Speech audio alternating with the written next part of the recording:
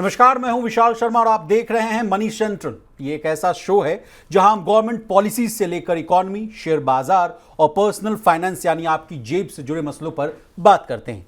इन मसलों को आसान भाषा में विस्तार से समझाने के लिए हमारे साथ मौजूद हैं हमारे सहयोगी और वरिष्ठ आर्थिक पत्रकार प्रवीण शर्मा।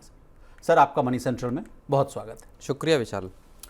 आज के मनी सेंट्रल में बात होगी टैरिफ की, क्योंकि इस वक्त पूरी दुनिया में उथल पुथल की वजह टैरिफ बने हुए हैं। अब इस सिलसिले में चीन पर आ गई है एक और आफत। अब क्या है ये बताएंगे। भारत इस वक्त क्या रणनीति बना रहा है ये भी चर्चा का हिस्सा होगा। आज बात करेंगे पेंशन की, क्योंकि 1 अप्रैल से यूनिफाइड पेंशन स्कीम लागू हो गई। इसका परफॉर्मेंस कैसा रहा है, इस पर एक बड़ा अपडेट आया है, इसे भी आसान भाषा में समझेंगे। और इसके साथ ही बात करेंगे जेंसॉल की, किस तरह से इस कंपनी के शेयरों में इन्वेस्टर्स बुरी तरह से फंस गए। तो चलिए फटाफट करते हैं मनी सेंट्रल की शुरुआत। अमेरिका ने अचानक चीन पर टैरिफ की मार को 100% तक बढ़ा दिया है। अब चीन को देना होगा 245% टैरिफ। प्रवीण सर, मेरा आपसे सवाल है कि चीन और अमेरिका के बीच कारोबारी जंग और गहराती दिख रही है। बिल्कुल, ये देखिए, जो आज फैसला हुआ है अमेरिका का कि जो उनकी एक फैक्ट शीट है उसमें इस बात का जिक्र किया गया है कि अब चीन पर 145% का टैरिफ लगेगा। वो पूरी दुनिया के लिए एक तरह से फिर एक नई सनसनी और नई हलचल, इस पूरा जो टैरिफ का जो सिलसिला शुरू हुआ है पिछले 1 महीने में मान लीजिए, तो उसने एक नया अध्याय और जोड़ दिया है। दोनों देशों के बीच जो ट्रेड वॉर है वो और गंभीर और गहराती हुई नज़र आ रही है। चीन ने अपनी तरफ से इस बात का साफ कर दिया है कि वो इन 145% टैरिफ से वो डरने वाला नहीं है और अपनी तरफ से रिटेलिएट चीन करेगा। आज सुबह ही व्हाइट हाउस की प्रेस कॉन्फ्रेंस हुई थी। जो स्पोक्स पर्सन है कैरोलिना लीविट, उन्होंने प्रेस कॉन्फ्रेंस की थी और उसमें उन्होंने अमेरिका के राष्ट्रपति ट्रंप की तरफ से इस बात का जिक्र किया था कि किस तरह से अमेरिका चीन के साथ एक डील चाहता है और उस डील को करने के लिए तैयार है।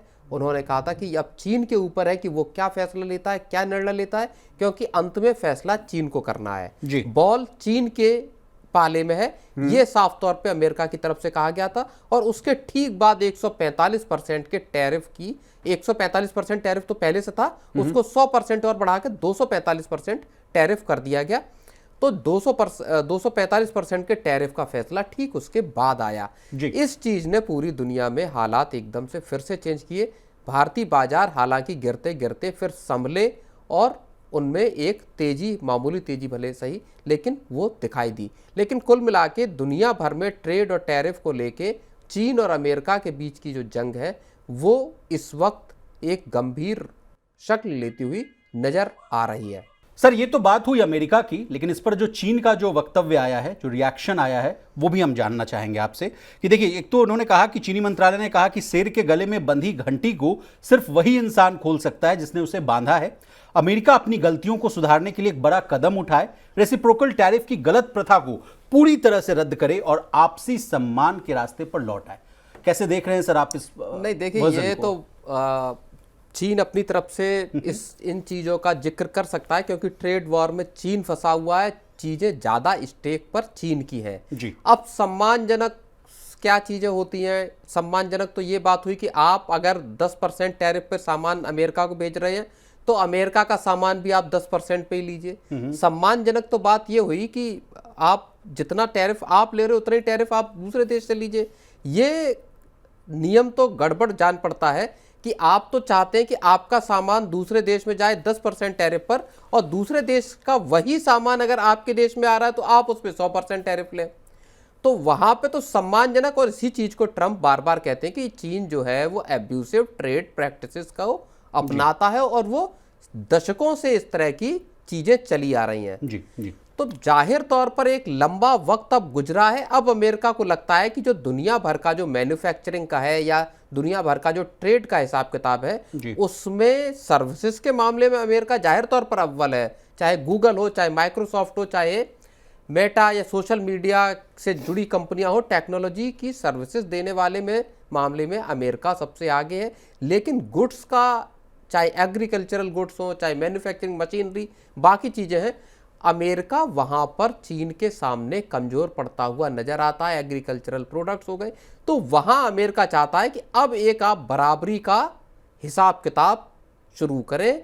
ऐसे नहीं चलेगा कि आप 10% पे सामान बेच रहे हैं, दूसरे देश का सामान आप आते हो तो उस पर लंबे चौड़े टैरिफ लगा देते सर, हैं। एक डेटा मैं आपसे और समझना चाहूंगा कि जैसे 245% का जो टैरिफ है उसको ऐसे हम समझें कि मान लीजिए 100 रुपए का अगर कोई सामान है जो चीन से जाएगा अमेरिका, तो वहां 345 रुपए का बिकेगा, बिल्कुल है ना? बिल्कुल। अब देखो उसमें एग्जैक्टली 345 का बिकेगा या उसमें और या फर्क नहीं बिकेगा, उसमें फर्क किस चीज का है कि किस लेवल पे, किस लेयर पे कौन सा सामान है, उस पे किस तरह से वो टैरिफ लगा रहे हैं, उसका कैलकुलेशन किस तरह से करेंगे।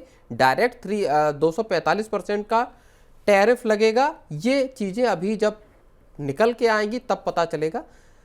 मोटे तौर पर यही बात है कि लंबा चौड़ा तगड़े टैरिफ, ऐसे ये टैरिफ हैं जिन पर चीन के लिए अमेरिका के सामान का, अमेरिका के मार्केट्स का एक्सेस कर पाना अब तकरीबन नामुमकिन हो जाएगा। चीन पलटवार कर रहा है, ग्रेडेड मैनर में चीन का पलटवार हम देख रहे हैं। एक उसने रेयर अर्थ मेटल्स पर किया और दूसरा उसने अमेरिकी बोइंग के जो जहाज हैं और कंपोनेंट और पार्ट्स हैं उनको चीनी जो एयरलाइंस है उनको लेने से इनकार कर दिया। तो ये जो दो बड़ी फैसले हैं, इनके जरिए चीन ने सिर्फ एक ट्रेलर के तौर पर किया है। चीन के पास भी ऑप्शंस हैं, ऐसी बात नहीं है, चाहे यूएस डेट की बात कर लीजिए या बाकी जो ट्रेड को लेके चीजें हैं, तो चीन के पास भी औजार हैं। अभी वो इसको, इस पूरी जो जंग है उसको उतना एस्केलेट कर नहीं रहा है।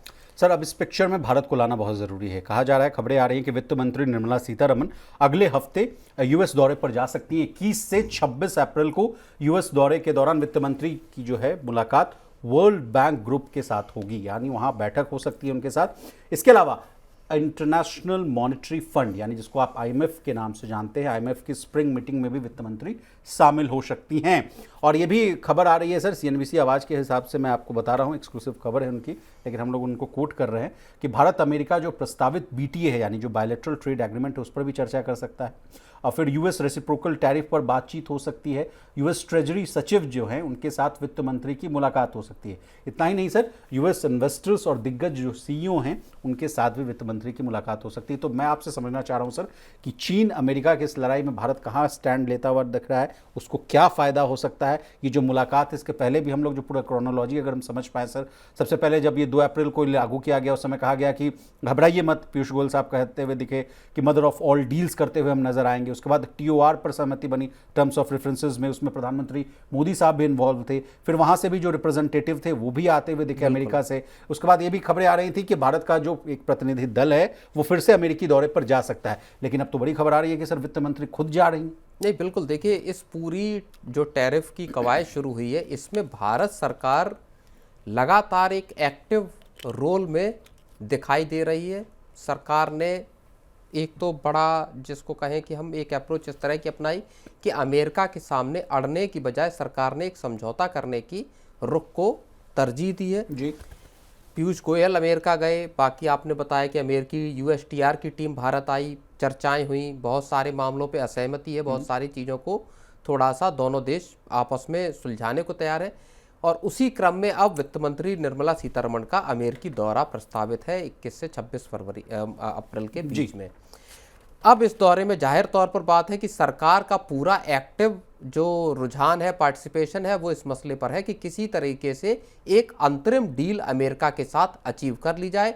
टोटल डील हो सकता है बाद में इस साल के अंत तक, दिसंबर नवंबर के आखिर में हो जाए, लेकिन मीनवाइल एक ऐसी डील हो जिसपे कि गुड्स का जो आना जाना है, सामानों का आदान प्रदान है, जो निर्यात है और इंपोर्ट है, वो दोनों चीज़ें चलती रहें। अमेरिका के साथ किसी तरह से रिश्तों में भी खटास ना आए और दोनों देशों के बीच जो कारोबार है उसमें भी किसी तरह का कोई, भारत का, जैसे कि पहले भी एक खबर आई थी रॉयटर्स के हवाले से संभवतः खबर आई थी कि भारत $63 बिलियन के अपने एक्सपोर्ट को बचाने के लिए $23 बिलियन की रियायत अमेरिका को दे सकता है। अब उसमें एग्रीकल्चरल प्रोडक्ट्स हो सकते हैं, उसमें दूसरी चीज़ें हो सकती हैं, उसमें हाई एंड कारें हो सकती हैं, टेस्ला हो सकती है। तो बहुत सारे ऐसे सेक्टर्स हैं और दोनों देशों की सरकारें इस चीज़ को भी फिगर आउट करने की कोशिश कर रही हैं कि वो कौन से ऐसे मसले हैं जहां पर कि सबसे जल्दी कोई डील हो सकती है, जहां पे असहमतियां कम है, तो ऐसी चीजों को लेकर कोई क्या पार्शल डील दोनों देश कर सकते हैं? वित्त मंत्री जब मिलेंगी वहां के ट्रेजरी सेक्रेटरी से, तो हो सकता है बहुत सारी चीजें नई निकल कर सामने आए, उन पर हो सकता है बहुत सारी चीजों पर सहमति बनती हुई भी नजर आए। विद इन 90 डेज सर, ये भी कोशिश की जा रही है कि 90 विद इन 90 डेज। अब अगर अप्रैल में मिल लेते हैं, 9 जुलाई तक की तारीख है 90 दिन की, तो 9 जुलाई से पहले अगर अभी मुलाकात होती है, उसके महीने भर के भीतर भी अगर कोई डील हो जाती है, तो इंडिया इसमें दुनिया भर के तमाम देशों के मुकाबले बेहतर पोजीशन में होगा, एक बात। दूसरी बात, चीन को होने वाले कारोबारी घाटे का फायदा भारत उठा सकता है। ये कई जानकार ऐसे हैं जो इस बात का जिक्र कर रहे हैं कि ये एक ऐसा मौका है जहां पर भारत खुद को रीपोजिशन कर सकता है, खुद को नए सिरे से तैयार कर सकता है। पूरे ग्लोबल ट्रेड में इंडिया अपने शेयर को बढ़ाने की कोशिश कर सकता है। आप एक बहुत अच्छा उदाहरण भी दे रहे थे सर कि 100 जो बोइंग की जो डिमांड चाइना ने की थी अमेरिका से कि आप बनाइए और मुझे दीजिए, और लेकिन उसमें वो जो डील है वो खटाई में जाता हुआ दिख रहा है। लेकिन आपने कहा था कि भारत को भी 600 ऐसे बोइंग विमान की जरूरत है, जिसको समय अनुसार जो फेज्ड वाइज बिल्कुल इंडियन जो एयरलाइंस हैं, जो इंडियन कैरियर्स हैं, वो उनके 600 लगभग एयरक्राफ्ट का ऑर्डर है। सिर्फ बोइंग के पास नहीं होगा, उसमें एयरबस भी है, बोइंग भी है। 200, 250 एयरक्राफ्ट के, चाहे आकाशा हो, चाहे इंडिगो हो, चाहे एयर इंडिया हो, सारे जो एयरलाइंस हैं उनके ऑर्डर्स कंपनियों के पास हैं। जो जहाज मिलने चाहिए वो बरसों से इस बात का एक बैकलॉग चल रहा है, जहां पे कि ऑर्डर पड़े हुए लेकिन जहाज डिलीवर नहीं हो पा रहे हैं। दूसरी बात यह है कि इंडिया का जो एयर ट्रेवल पूरा सेक्टर है, उसमें पिछले 5, 7, 8 साल में एक जबरदस्त उछाल और तेजी दिखाई दी है। कोविड के बाद से फिर से एक बड़ा जंप आया है, अब दिखाई दे रहा है। तो वो जो डिमांड है उसको कैटर करने के लिए भी इंडियन एयरलाइंस को ज़्यादा जहाज चाहिए, और उसके लिए अब अगर चीन के 100 जहाज़ों की डिमांड रुकती है, तो बोइंग के पास ये मौका होगा कि वो इंडियन जो एयरलाइंस है उनको ये जहाज दे सके। चलिए सर, आगे बढ़ते हैं और अब बात करेंगे पेंशन की। पिछले साल अगस्त में मोदी सरकार ने यूनिफाइड पेंशन स्कीम का ऐलान किया था। केंद्रीय कर्मचारियों के लिए लाई गई पेंशन की ये स्कीम कितनी कामयाब हुई, इसे लेकर अब सवाल पैदा हुए हैं। दरअसल ये स्कीम इसी 1 अप्रैल को लागू हुई है। सवाल मेरा आपसे यह है प्रवीण सर कि यूपीएस के आंकड़े क्या बता रहे हैं? देखिए, यूपीएस के जो आंकड़े हैं वो एक थोड़ी सी निराशाजनक तस्वीर को पेश कर रहे हैं। 1 अप्रैल से लेके अब तक जो आंकड़े आ रहे हैं वो ये बताते हैं कि सिर्फ 1500 लोगों ने यूपीएस में एनरोलमेंट किया है। ये जो एनपीएस में जो जब से लागू हुई है तब से उसमें एनरोल किए हुए 27 लाख लोगों का महज आप समझिए कि 0.05% बैठता है। तो अब इस जो आंकड़ा है ये बता रहा है कि लोगों का या कर्मचारियों का, केंद्रीय कर्मचारियों का रुझान यूपीएस की तरफ कम है।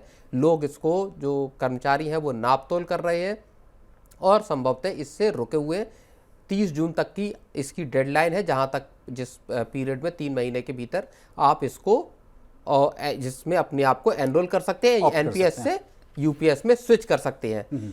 तो क्या कर्मचारियों के बीच में एक असंतोष है? कर्मचारी क्या इस स्कीम को, जो कि बड़े फैनफेयर के साथ पिछले साल लॉन्च की गई थी, जिसमें कहा गया था कि आपकी जो 1 साल की जो सैलरी है उसका एवरेज करके 50% उसका हिस्सा जो है वो आपको बतौर पेंशन सरकार की तरफ से मिलेगा, फैमिली को पेंशन मिलेगी। अगर जो पेंशनर है वो गुजर जाता है तो 60% पेंशन मिलने का प्रावधान है। कई तरीके के सरकार ने उपाय किए थे, पक्की पेंशन देने की बात की थी, और उससे पहले जो ओल्ड पेंशन स्कीम को लाने की बात चल रही थी, बहुत डिमांड हुई कर्मचारी संगठनों की तरफ से, लेकिन अंततः सरकार यूपीएस लाई और सरकार की तरफ से ये कहा गया कि ये एक सफल स्कीम साबित होगी, एक बेहतर स्कीम है ये।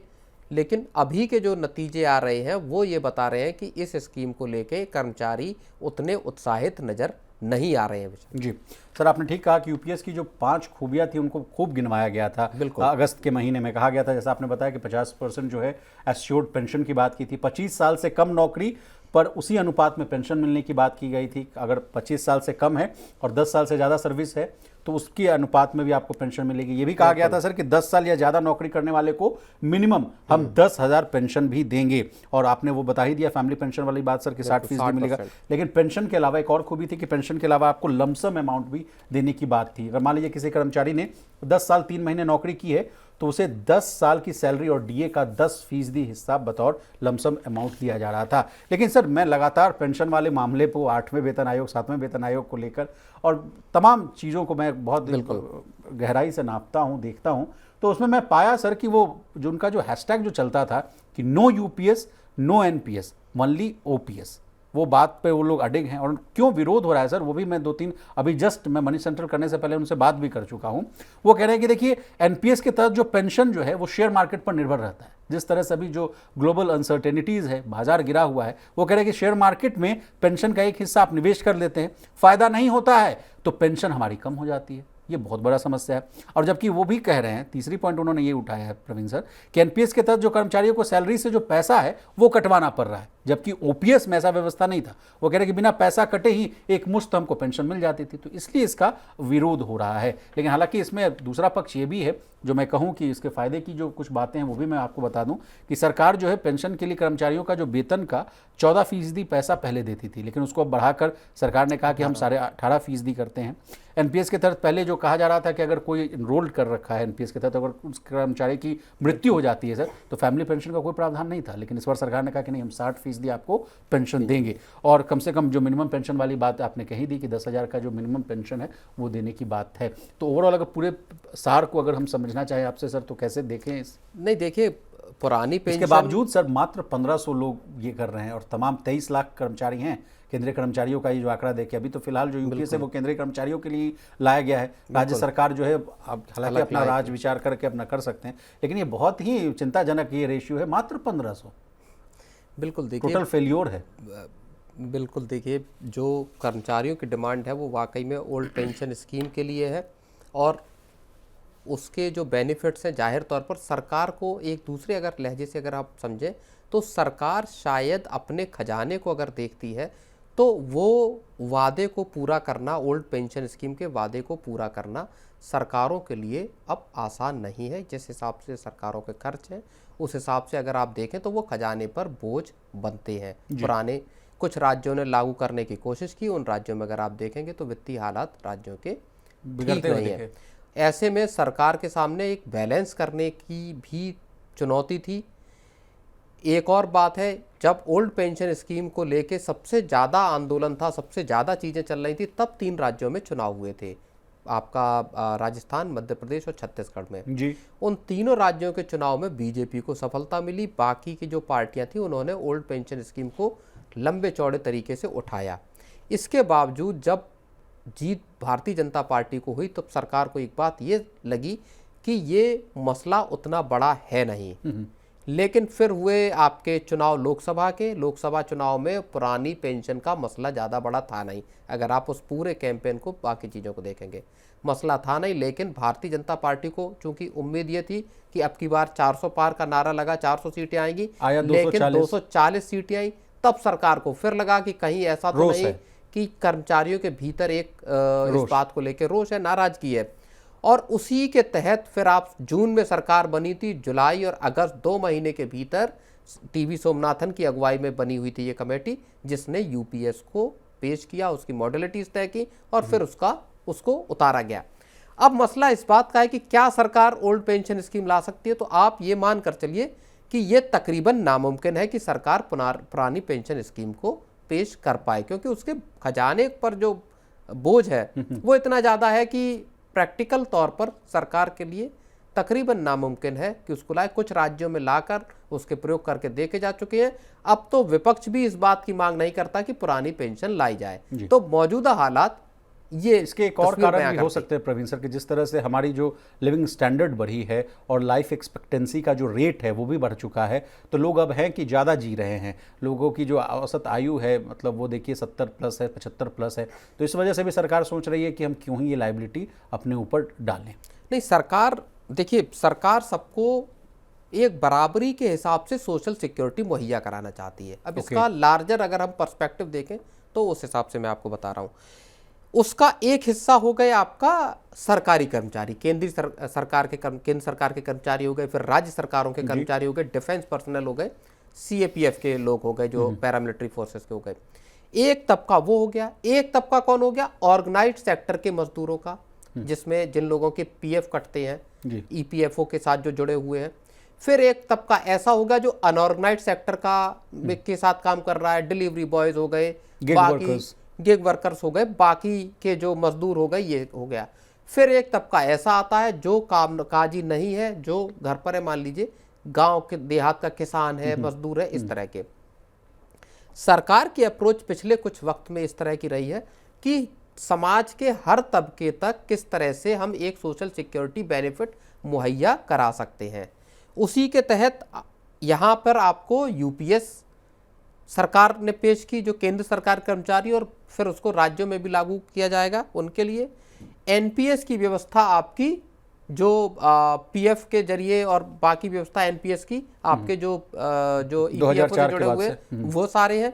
और एक जो यूनिवर्सल पेंशन स्कीम सरकार लाने का प्लान कर रही है, जिसकी चर्चा हाल के वक्त में काफ़ी हुई, उसको सारा का सारा, चाहे उसमें गिग वर्कर हो, उसमें दिहाड़ी मजदूर हो, उसमें बाकी कोई भी शख्स है, वो सारे लोग उससे जुड़ सके और उनको भी एक निश्चित पेंशन मिल सके, ताकि बुढ़ापे में जब कोई काम काज करने लायक नहीं रहता तब उनके पास घर चलाने लायक पैसा उपलब्ध हो। तो सरकार की सोच एक व्यापक दायरा क्रिएट करने की है, जिसमें कि देश के पूरे 140 करोड़ लोगों को समाहित किया जा सके और उनको सोशल सिक्योरिटी मुहैया कराई जा सके। चलिए सर, और आखिर में बात करेंगे जेंसॉल इंजीनियरिंग की और इस पर लगे फ्रॉड के आरोपों की। सेबी ने लगा दिए हैं इस पर कड़े प्रतिबंध, लेकिन बड़ा सवाल यह है कि इसमें फंसे इन्वेस्टर्स अब कहां जाएं। बुधवार को जेंसॉल के शेयर जो है 5% के लोअर सर्किट के साथ 122 रुपये 68 पैसे पर बंद हुआ। सवाल इसमें यह है सर, इसने तो इन्वेस्टर्स को बुरी तरह से फंसा दिया सर। मैं इसके चार्ट्स पर कल देख रहा था, आपसे चर्चा भी कर रहे थे हम। 800 रुपये का शेयर हुआ करता था सर 1 साल पहले, और आप देखिए 100 रुपये के आसपास ये आता हुआ दिख रहा है। बिल्कुल, अपने पीक पर ये अक्टूबर 2023 में 2527 रुपये पे था। 2527 रुपये के पीक से 2023 के आखिर से, और आज ये शेयर 122 रुपये पर आ गया। आज लोअर सर्किट लगा 5% का और शेयर 122 रुपये पर आ गया है। सवाल जो जेंसॉल इंजीनियरिंग में क्या हुआ, कैसे हुआ, वो कल भी हमने एक जो अपनी स्टोरी की थी उसमें बताया था आपने और मैंने। आज हम फिर उसकी चर्चा करेंगे, लेकिन बड़ा सवाल ये है कि इस कंपनी के शेयरों में 90 लाख रिटेल इन्वेस्टर्स फंसे हुए हैं। 90 लाख। इन 90 लाख इन्वेस्टर्स का क्या होगा, इनका फ्यूचर क्या होगा, एक शेयर जो 90% से ज़्यादा गिर गया है वहाँ पर किस तरह से वसूली होगी। सेबी ने कल जब अपना अंतरिम ऑर्डर दिया उसमें भी इस बात का जिक्र किया कि इन्वेस्टर्स को सतर्क रहना चाहिए, सावधान रहना चाहिए, कंपनी के बारे में पता करें कंपनी में निवेश करने से पहले। लेकिन सवाल उससे भी एक बड़ा पैदा होता है कि इरेडा ने और पीएफसी ने 978 करोड़ रुपए का जब कर्ज दिया था जेंसॉल को, तब क्या उन्होंने पड़ताल नहीं की थी कंपनी की कि क्या इसको 978 करोड़ रुपए का कर्ज दिया जा सकता है?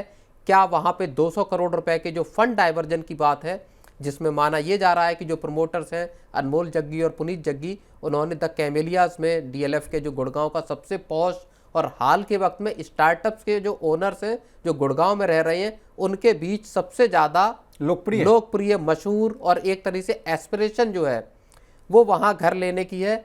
तो जब उन्होंने ये फंड डाइवर्जन किया तो क्या इरेडा और पीएफसी जैसों को भी नहीं पता था कि कंपनी इस तरह का बिजनेस पे जा सकती है, फंड डाइवर्जन हो सकता है? मेरा ये सवाल है सर कि आम निवेशक को कैसे पता चलेगा जब इरेडा जैसे बड़े कॉर्पोरेट को, सरकारी कंपनी को। सर ये रेवड़ियां बांट रहे थे क्या? 1000 करोड़ 100 रुपए तो देना नहीं है। ऐसे हम लोग लगातार मनी सेंटर में खबर करते रहते हैं कि आप लोन मांगने जाइए, चाहे ग्रामीण क्षेत्र के लोग या शहरी क्षेत्र के लोग, तो उनको 100 तरह का कागज मांगा जाता है, तमाम जांच पड़ताल, दिस दैट, सिविल स्कोर लाइए तो ये लाइए तो वो लाइए, तब मिलता है।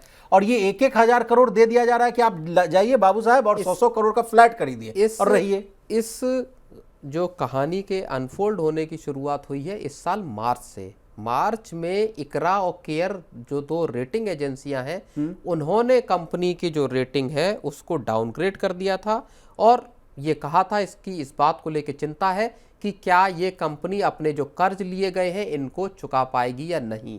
उसके बाद से शेयरों में फ्री फॉल शुरू हुआ और अब उसके बाद सेबी ने जांच शुरू की और जब सेबी की जांच के नतीजे आए तो अब उसमें जो प्रमोटर हैं उनको शेयर मार्केट्स के एक्सेस से रोक दिया गया है, जेंसॉल और रिलेटेड कंपनियों के शेयरों में ट्रेडिंग से रोक दिया गया है, कोई भी की मैनेजेरियल पोजीशन जो है उस पे नहीं रह सकते, डायरेक्टर नहीं बन सकते।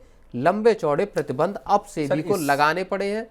इससे सर मेरा सरोकार और आप जैसे लोग का या 90 लाख जो रिटेलर फंसे उसका तो कोई सरोकार है नहीं, बिल्कुल। लेकिन इस पूरे पिक्चर में सेबी और जितने भी जो जांचकर्ता लोग हैं वो कहाँ रहते हैं? जब 800 आप कह रहे हैं 2500 रुपए के आसपास हुआ करता था शेयर, और एक साल से भी कम समय में अगर आप देखिए तो 100 रुपए के आसपास आ गया है। और उसके बाद ये ज्ञान देना कि आप पैसा लगाने से पहले आप पूरी जानकारी क्यों नहीं लेते हैं, भरा कर या टेलीग्राम के माध्यम से या कोई भी सोशल मीडिया के माध्यम से आप अपना पैसा क्यों लगा देते हैं? एक वक्त पर जेंसोल जो है वो निवेशकों की आंख का तारा थी।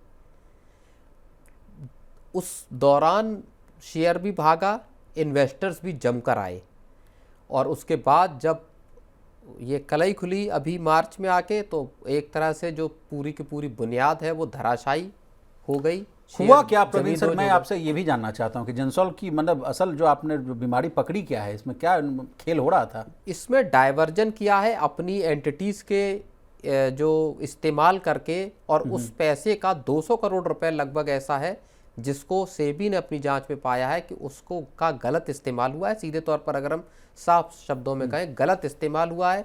43 करोड़ रुपीस जो है वो खर्च किए गए द कैमेलियाज में घर खरीदने के लिए। जो जग्गी ब्रदर्स हैं उन दोनों ने घर खरीदा है वहाँ पे, तो उस पर खर्च किए गए हैं। गोल्फ के जो इक्विपमेंट हैं, सामान है, उसको खरीदने पे लाखों रुपए खर्च किए गए हैं। वो पैसा किसका था? वो पैसा कंपनी का था। जो कंपनी को क्यों मिला था? 6700 के लगभग 6400 के आसपास ईवीज खरीदनी थी उनको। ब्लू स्मार्ट जो इन्हीं के को फाउंडर हैं इसके, जग्गी ब्रदर्स, उनकी रखी हुई कंपनी है बनाई हुई, उसके लिए 6400 ईवी खरीदने थी, गाड़ियाँ खरीदनी थी। उसकी जगह 4700 ही गाड़ियाँ खरीदी गई, और बाकी का पैसा जो है फिर वो उठाकर अपने कामों में, क्रेडिट कार्ड के बिल, ट्रैवल पर, इन तमाम चीजों पे पर्सनल ऐशो आराम के लिए किया गया। बिल्कुल। और अभी एक खबर आ रही थी सर, जो आप मनी सेंटर करने से पहले हम लोग चर्चा कर रहे थे, क्या आप कह रहे थे कि ब्लू स्मार्ट की कहाँ सर्विसेज बंद हो गई? दिल्ली एनसीआर में कई जगहों पर जो एक खबर आई है उसके हिसाब से उन्होंने अपनी सर्विसेज बंद कर दी। बेंगलोर में कई जगहों पर सर्विसेज ये ब्लू तो स्मार्ट की, ये तो बहुत अच्छा तमाशा है सर कि पैसा ले लीजिए, सब चीज सर्विसेज ला दीजिए, बिल्कुल। अब इससे ब्लू स्मार्ट के फ्यूचर पर भी सवाल खड़ा हो गया है। Exactly. पिछले कुछ वक्त की क्या कहूँ, इसी हफ्ते खबर ये आई थी कि जो 600 से 800 जो व्हीकल है ईवी है ब्लू स्मार्ट के, वो उबर को दे दिए जाएंगे और उबर के जरिए वो चलाई जाएंगी। इस तरह की खबरें आई थी। उसके बाद ये लोग हाथ खड़ा कर लेंगे हम बैंकरप्ट हो गए। हालांकि अभी वो खबर भी, अभी उसमें कोई उबर के साथ डील हुई है या नहीं हुई है वो नहीं आया। लेकिन बड़ा सवाल इस पूरे मसले पर यही है कि किस तरह से जो ईवीज का या स्टार्टअप्स का जो बिजनेस है, आप देखिए कि ऐसी ही चीज़ें बायजूस के साथ हुई जहाँ पे गवर्नेंस को लेके, कॉर्पोरेट गवर्नेंस को लेके सवाल उठे, उसने भी हाथ खड़े कर दिए सर, हुए, उसने भी कह दिया कि मैं बैंकरप्ट हो गया। और हाल में सर इसको इस कहानी से भी जोड़िए प्रवीण सर, जो माननीय मंत्री साहब ने कहा था, पीयूष गोयल साहब, कि हमारे जो स्टार्टअप जो हैं क्या कर रहे हैं, तो भाई अमीर घर में बैठा हुआ है, उसको आम जनता की जो रोजमर्रा की जो चीजें हैं उसको पहुंचाने का काम कर रहे हैं। सस्ता लेबर क्रिएट किया जा रहा है, कोई भी R&D का काम नहीं किया जा रहा है। जहां आपको लगे कि आपको मतलब जहां आपको ब्रेन स्टॉर्मिंग करने पड़े, रिसर्च एंड डेवलपमेंट करना पड़े, वो चीज़ नहीं कर रहे। और उसको उन्होंने तुलना कर दिया था चीन के स्टार्टअप से कि देखिए वहां artificial intelligence, robotics, 3D printing और तमाम तरह की जितनी जो न्यू टेक्नोलॉजीज हैं उन पर गहन अध्ययन किया जा रहा है, उसको फटाफट बनाया जा रहा है। और यहाँ के स्टार्टअप क्या कर रहे हैं? कैंडी बना रहे हैं। और क्या बना रहे हैं? बहुत अच्छा सा आइसक्रीम बना रहे हैं सर। और उसको कहा जा रहा है कि भाई हम इसी तरह के मतलब आपसे चर्चा भी हो रहा था सर, सर्विसेज सेक्टर पर उनका ज़्यादा फोकस है, not on the manufacturing, not on the how अपना कैसे एक्सपोर्ट बढ़ाया। नहीं, देखिए हाईटेक जो टेक्नोलॉजी है उस पर किसी तरीके का फोकस कम से कम दिखाई नहीं देता फिलहाल।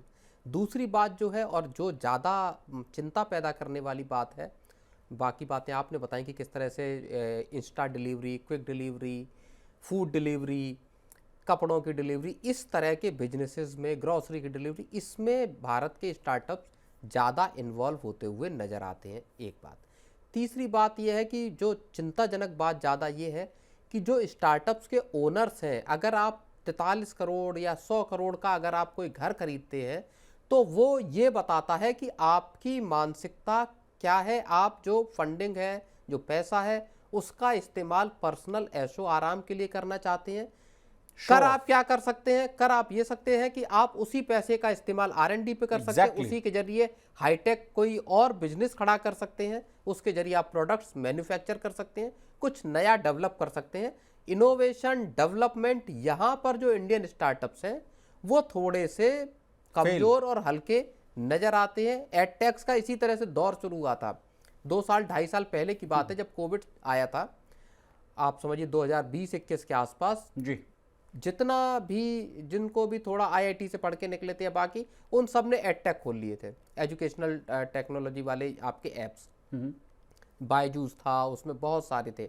और फिर जब कोविड आया और उसके बाद जब क्लासेस नॉर्मल हुई, जब स्कूल ऑफलाइन मोड में चालू हो गए, एक के बाद एक ये जो एडटेक स्टार्टअप्स थे वो जमींदोज होते हुए, बंद होते हुए, ले ऑफ करते हुए नजर आए। तो वहाँ क्या टीचर उन्होंने किया, उसके साथ आपने जूम पे क्लास ऑर्गेनाइज की और बच्चों को पढ़ाना शुरू कर दिया।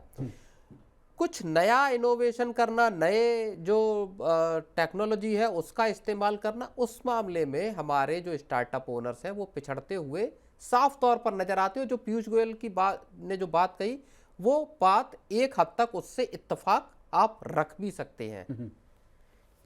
चलिए सर, तो आज के मनी सेंट्रल में बस इतना ही। प्रवीण सर, आपका बहुत शुक्रिया, आपने तमाम मुद्दों को बहुत ही आसान भाषा में विस्तार से समझाने की कोशिश की। तो इसी तरह देश, दुनिया और बिजनेस जगत से जुड़ी तमाम ताज़ा तरीन खबरों के लिए बने रहिए हमारे साथ और देखते रहिए मनी नाइट।